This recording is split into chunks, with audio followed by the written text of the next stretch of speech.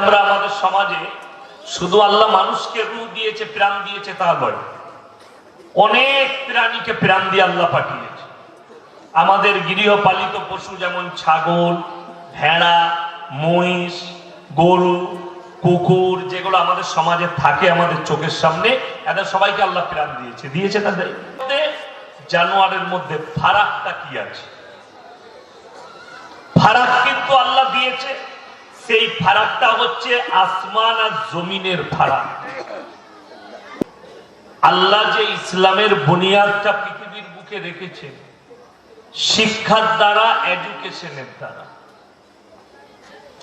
যে জাতির কাছে পৃথিবীতে শিক্ষা নেই তারা কিন্তু পিছিয়ে।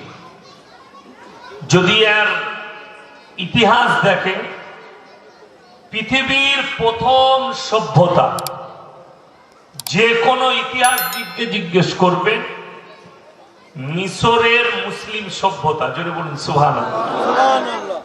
পৃথিবীর দ্বিতীয় বৃহত্তম সভ্যতা স্পেনের মুসলিম সভ্যতা। নবীজি সাল্লাল্লাহু আলাইহি সাল্লাম দুনিয়াতে আসার পূর্বে মানুষের আচার ব্যবহার, চলাফেরা, উঠা বসা ঠিক প্রাণীর মতো ছিল, জীবজন্তুর মতো ছিল। দেখুন, আমরা সবাই মানুষ, মানুষ কি মানুষ নয়? আর দুনিয়াতে আমরা আমাদের সমাজে শুধু আল্লাহ মানুষকে রূহ দিয়েছে, প্রাণ দিয়েছে তা নয়, অনেক প্রাণীকে প্রাণ দিয়ে আল্লাহ পাঠিয়েছে। আমাদের গৃহপালিত পশু যেমন ছাগল, ভেড়া, মহিষ, গরু, কুকুর, যেগুলো আমাদের সমাজে থাকে আমাদের চোখের সামনে, এদের সবাইকে আল্লাহ প্রাণ দিয়েছে। দিয়েছে না? দিয়েছে। দেখুন, আমি বক্তব্যের আগে আমি এটা ডিসকাস করে দিই, মানুষের মধ্যে জানোয়ারের মধ্যে ফারাকটা কি আছে? ফারাক কিন্তু আল্লাহ দিয়েছে।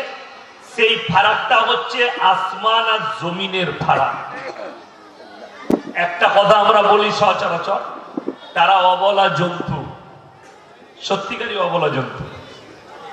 আর আমরা মানুষ, আল্লাহ আমাদেরকে বিবেক দিয়েছে, বুদ্ধি দিয়েছে।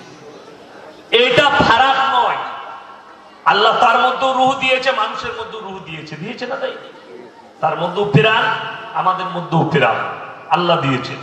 সকলে জানকে আল্লাহ রূহকে কবজ করেন। গরুকে যখন জবাহ করেন আল্লাহ রূহকে কবজ করে দেয় ফেরেশতা পাঠিয়ে।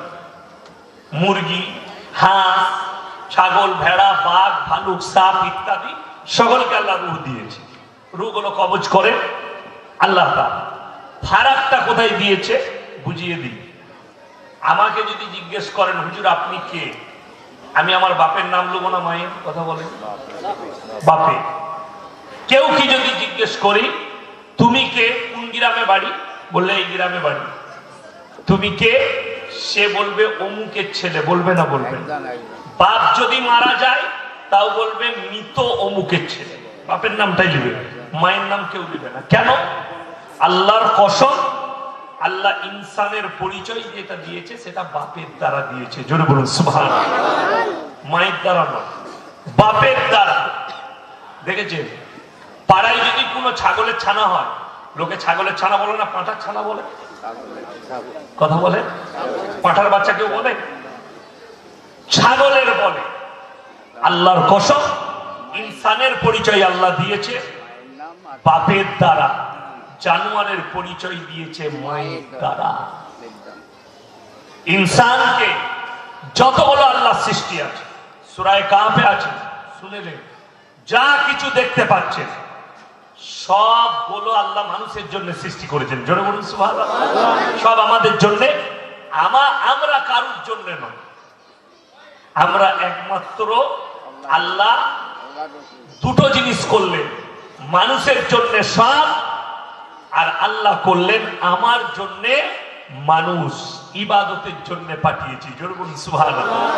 ওই জন্য সূরা কাহফে আছে, আল্লাযী আহসানা কুল্লা শাইইন খালকাহু ওয়াবদা খালকাল ইনসানি মিন তিন।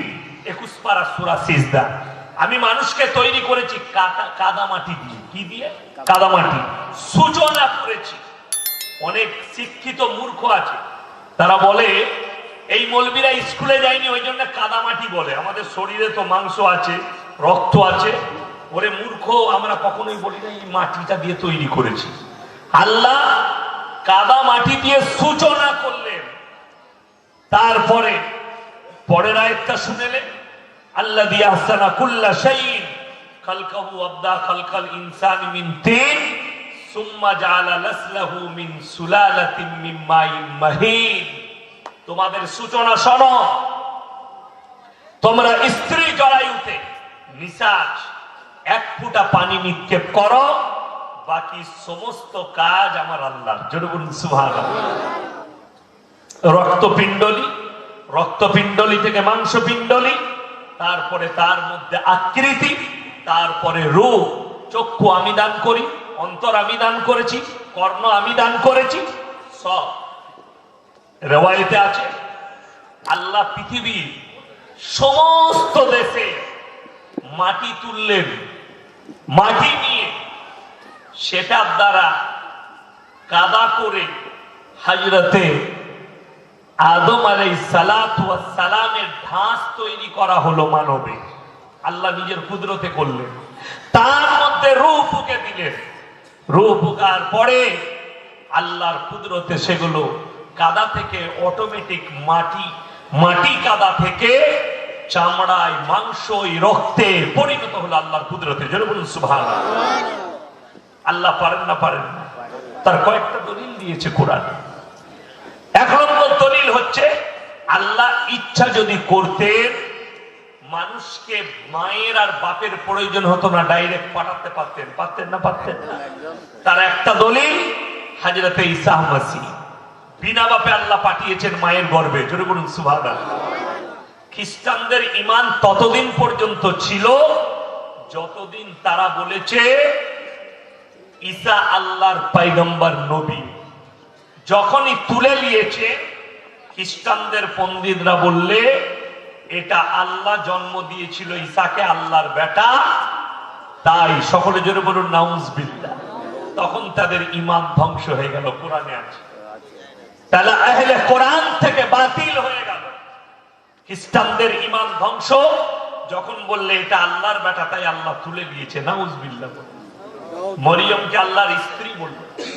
হলিউডের একটা ফিল্ম তৈরি করেছে শয়তান ইবলিস মারদুদের দল ইহুদিরা, যেটায় দেখানো হয়েছে মারিয়াম হচ্ছে একটা সাধারণ লোকের বিবি, তার সঙ্গে সে স্বামীর সাথে ঘটনা করে গড আসছে, গায়েবী কোন শক্তি আসছে, তার সঙ্গে মিলামিশা করছে, দিয়ে বাচ্চা হচ্ছে। নাউজুবিল্লাহ বলে আল্লাহর উপরে বহুত বড় তহমত।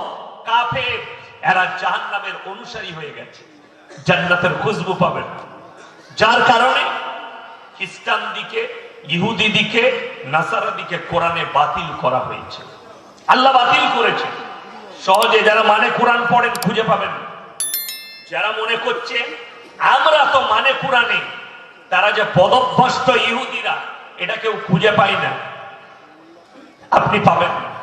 এটার জন্যে তাফসীর পড়তে হবে, ব্যাখ্যা বিশ্লেষণ পড়তে হবে, গ্রামার জানতে হবে।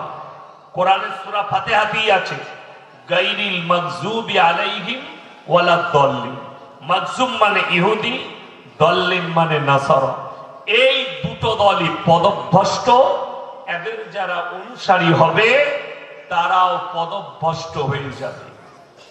এদের যারা চলুন, আল্লাহ তাআলা মানুষকে তৈরি করলেন, কাদামাটি দিয়ে সূচনা করলেন এবং বললেন আমার যতগুলো সৃষ্টি আছে আমি উত্তম রূপে সৃষ্টি করেছি মানুষকে, সব থেকে উত্তম। জোরে বলুন সুবহানাল্লাহ।